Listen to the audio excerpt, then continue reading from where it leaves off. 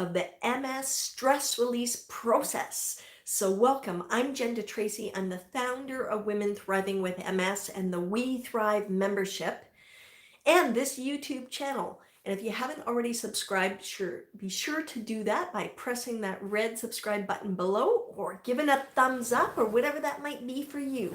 I'm just having some sofa time here. And so I want to share with you this 4-part recap of the MS stress release process. This process has really changed my life. And when I realized all the different components that I put together to make this possible, to have a more stable life with MS and reduce my stress, it really has made a big difference to me. So let's jump right in. I'm going to talk about building block number 1. And again, this is a recap. It's an overview. If you want to watch the entire series, you can click on the link below when I publish this live and you will have access to it. Okay? All right. So building block number 1 is the power of distraction. The power of distraction. Why is distraction important when you are faced with stress in your life? Well, let's just back up for a moment. When we have stress in our life, we can go into that place of good stress and bad stress. And when we have bad stress, it is something that we're wanting to push away. It's uncomfortable. Good stress might be uncomfortable too, but that's something like you've got a deadline on your taxes and you need to get it done. And you might feel stress about the deadline, but once it's done, you're like, yeah, I got it done. And then there's that immediate relief. And stress is often an external trigger that happens. So when we talk about distraction, we're exploring ways in which you can pardon me, you can relieve stress by putting your attention someplace else. Like watching this video, for example, or watching something on YouTube. Often though, what happens is the go-to for stress is something like binge watching a show. And what that does is it just dampens down the feeling. And then when you're done, you just feel really crappy afterwards. So I don't recommend that as a way to distract yourself from stress as a overall strategy. It might work sometimes, but it just comes back. If you can do something like watch something that has comedy that's fun, where you're laughing, you're having a good laugh, whether it's something on YouTube or a movie with comedy, something that's going to give you that real physical laughing system. You know, when you smile and all those muscles in your face are being used, there is a release of stress. And your body, when you're laughing and you're having those big belly laughs, that can really create a distraction and relieve stress. There are other ways also to relieve stress by distracting. And think about the one thing that you really enjoy doing that's easy to do. Maybe it's gardening, depending on the season, of course, or if there's a craft that you like. For me, I enjoy swimming. That can be good for me. But in the moment, you know what I found today? This is interesting, is I've been putting off cleaning the tub. I've been putting it off because it's a big job to do. And I love in the fall and the winter to have baths. Obviously in the summer it's too hot for me with MS to have a bath. And so today I said, okay, that's it. You know, it's been a long time. I'm going to clean the tub. And I found that very relaxing and satisfying. It was very physically demanding. And when it was done, it was satisfying. And even though I knew I had some things that were going to be stressful to deal with today, I felt so much calmer. And then I gave myself I had a nice warm, not hot bath because I was all heated up. And that really made a big difference. So when we can give something to ourselves that brings you joy or pleasure or satisfaction, that is a great way to disrupt or distract you. Even I think some people like to do cleaning when they're stressed out. So there you go. That's an example. So think about what that might be for you. And that is the first building block. Now, as women that live with MS,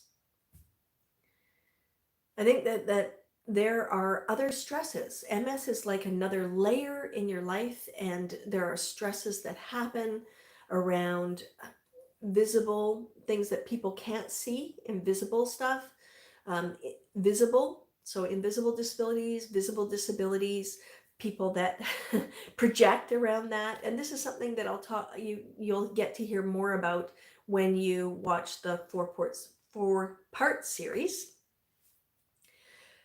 So we have this extra stress in our life. And when we can acknowledge that stress, that is, I think, the very first step. So, number one, building block is the power of distraction and potentially disruption.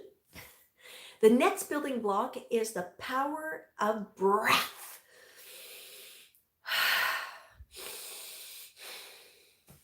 Breath is such a miraculous thing. Thich Nhat Hanh, who's a Buddhist and is now, I think he's like 95. He's an incredible human being who has done trainings all around the world. He talks about how breath is a miracle. We are born into this world by inhaling. We leave this world through exhaling. Very interesting.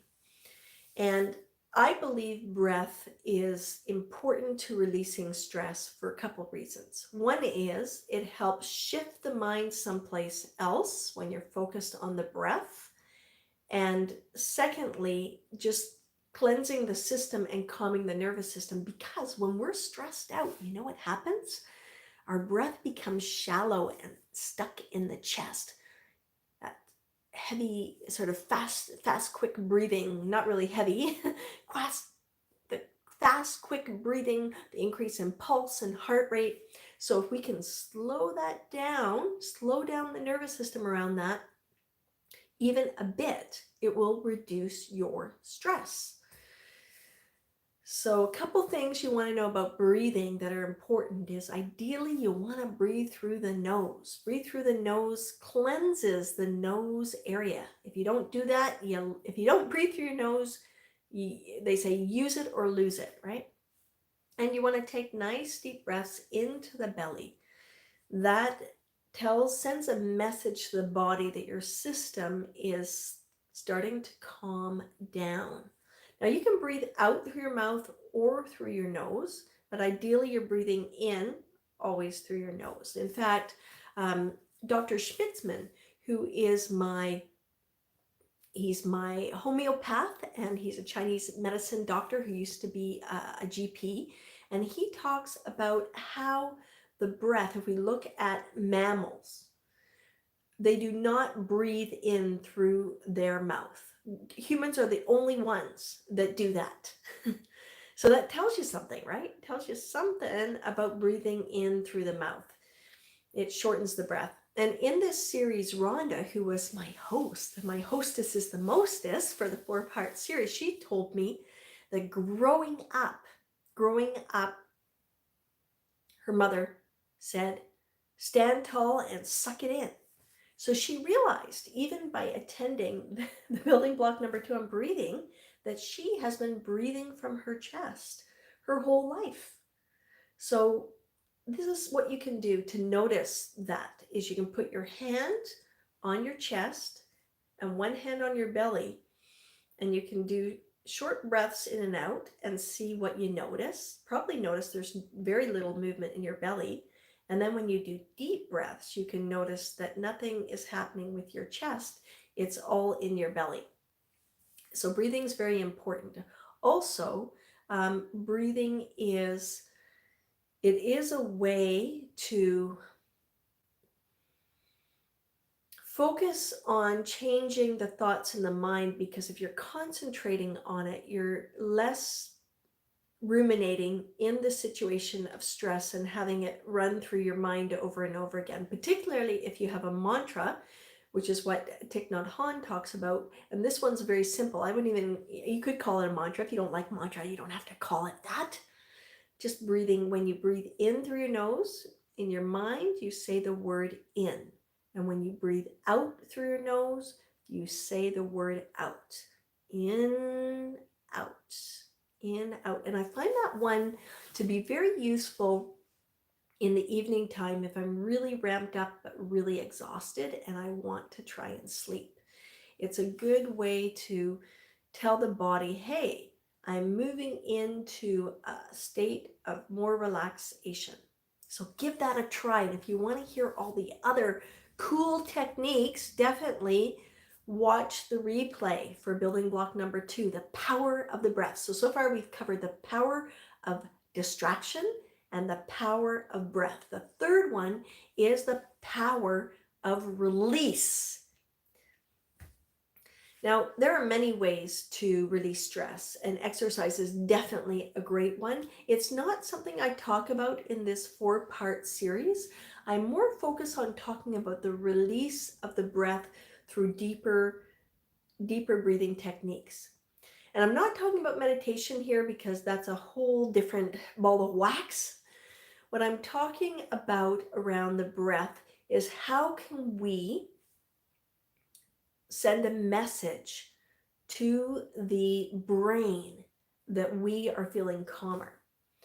And I talk about the brain system in the workshops, so you can listen to that and how that impacts stress. What I will share with you today is that when we breathe in oxygen.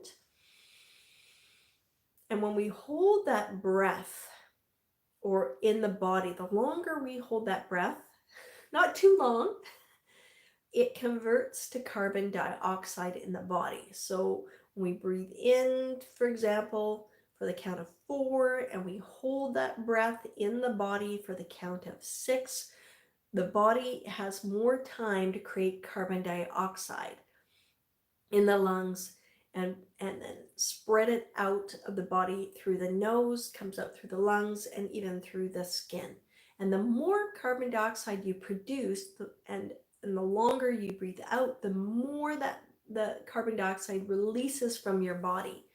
And while that's happening, your whole body system starts to calm down, and a nerve, which is between the brain and the stomach, so let's just say this is the spine, it's called the vagus nerve system, sends a message to the brain saying, hey, I'm starting to calm down here.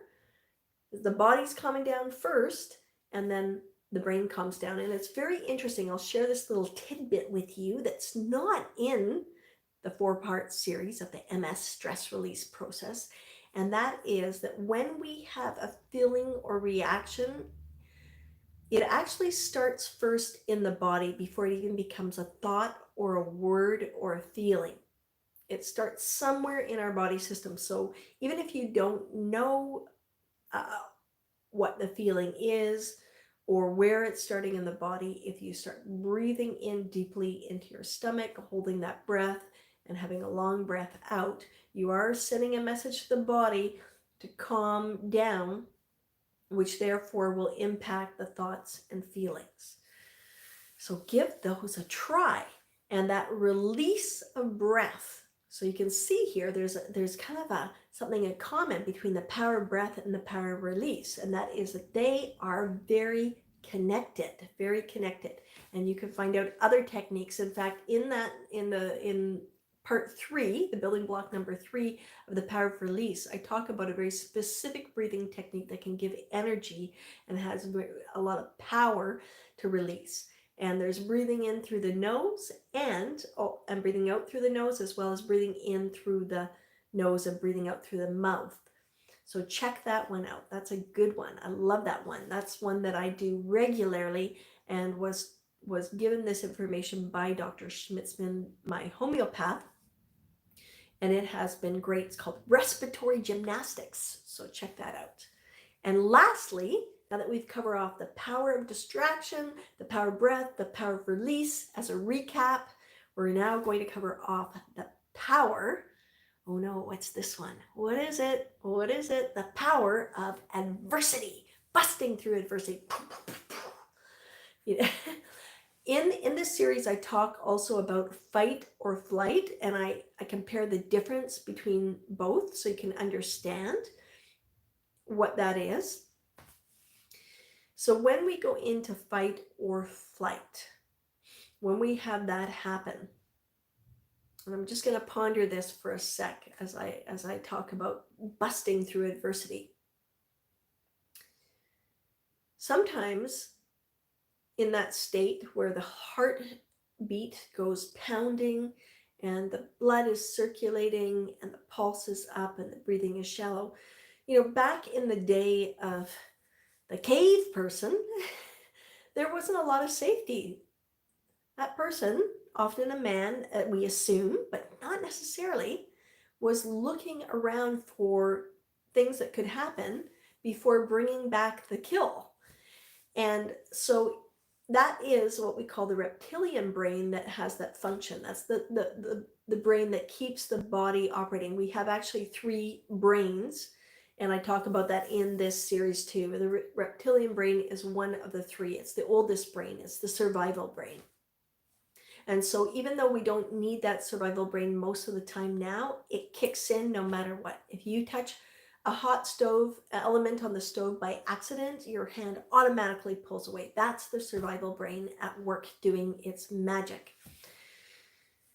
So what we want to consider here is when we're busting through adversity, how can we create a different state than survival? We don't want to be in that survival state really long. It's not how we want to live our lives. It's plays a lot of havoc on the whole body and mind system over time and can have health implications. But it is normal to go into that state throughout the day on occasion. So just know that, oh no, my goodness, if you go into that state, it's not the end of the world, okay? So busting through adversity, if we can change that state of mind, we can have an impact and a shift. And the example I'd like to give today that some of you might really relate to as women or people that live with MS. This is the Women Thriving with MS channel. So I'm speaking to women, but I know we've got a real juicy gang of all kinds of people that come and watch these videos. Is when it comes time to have that infamous MRI. Oh yeah, going into the tunnel, having that brain done, possibly the neck and all down the spine. Yepperoo. And that can be stressful going into that little tunnel and being stuck in there for a while, especially if you are claustrophobic. Now, I tend to be a bit claustrophobic, and in the beginning, in the first couple of years of having MRIs, I definitely took Ativan and to calm me. But I realized that I didn't need it if I was able to change my state. And I've been doing MRIs for over 11 years, and I probably had at least 14. I don't know, a lot. I'm an MRI pro now. And for me, I have my neck and my head. I don't have the rest of my spine, so I'm not in there as long. But you know what? MRI technology has changed. It used to take about 45 minutes to do the brain and the neck. And now when I go into an MRI machine where I live, it's 20 minutes. So it's cut in half, which is amazing. So I'm always nervous and have some stress about going for an MRI. So one of the things that's important that I talk about also in this 4-part series is about having a strong social support, and that can really reduce stress. So having someone that you feel safe with and comfortable with come with you to an MRI, that I think makes a big difference too. But once you're laying down, that's a whole different experience. There you are alone in the room with the machine, and you're doing your bonding to the best of your ability. So when I started to listen to the sound of the MRI, over time, over the first couple of years, I realized, this sounds like a construction site, kind of sounds like a discotheque, a combination of both. And it got me thinking about how I loved to dance. It was harder for me after I was diagnosed with MS. I couldn't dance as long because of getting overheated and my body didn't feel very good. But there was a time when I was out clubbing and loving it so much. Just going crazy on the dance floor. I'm sure some of you women can relate to that. So what would happen is I would imagine myself on the dance floor, but I wasn't able to do that until I was in the machine and the sounds started to kick in. But as soon as I heard the first sound, like ka-chink, ka-chink, ka-chink, I was ready to go. So there I was. All of a sudden, I was on the dance floor in my mind, and I was experiencing the music, and it really made a huge difference, or it does make a huge difference. Now, maybe you have a strategy. If you do, you can share that in the comments below. I'd love to hear your strategy, but there's another piece of this to changing that state. So one is taking yourself back to a pleasurable experience that you have had in your life, possibly earlier in your life, because those memories are locked in more. Supposedly that's the case, particularly around music. If you have certain, hey, thank you for that thumbs up, I appreciate that. Particularly when you are in your teenage years, if you have an association with a song that you really love, that can be be in your visceral system for a really long time, and you can take yourself back to that state instantaneously. Now, in the case of the MRI, I don't think about a particular song. I'm thinking about a particular action. So you can do that too. For me, it was dancing. If there's something that you have enjoyed doing that you still feel okay about thinking about and taking yourself back to that state, that's fine. Swimming or cycling or whatever that is that you feel, it's not going to take you down a rabbit hole of negativity. So even though I can't really get out there and dance the same way I used to, and I don't do it very often anymore, I still have positive memories. But if you can't take yourself to that positive memory place, then this will not work. So you got to play around with that and find out what it is for you. The other piece is breathing is so important. Now, obviously in an MRI environment, you are told to stay still and not swallow, which makes you want to swallow. Makes the saliva build up. That's not very pleasant sometimes. So what you want to think about here is nice, slow breaths. Nice, slow breaths. Just in through the nose, out through the nose. And what I do is when the breaks happen in the MRI, where they're not taking the imaging, I swallow all the saliva that's built up, and I have a good swallow. And get that done, right? Usually if you have them tell you when the next one starts, then you have a sense of when you can do that. So just nice breathing, nice and easy, not too deep, not too long. You're not doing the big, huge, deep breaths, just nice and easy breaths into the belly, and then having this going into this state. So try that out next time you have an MRI and see. So the power of busting through adversity is about shifting that place that you're in, the place of stress, panic,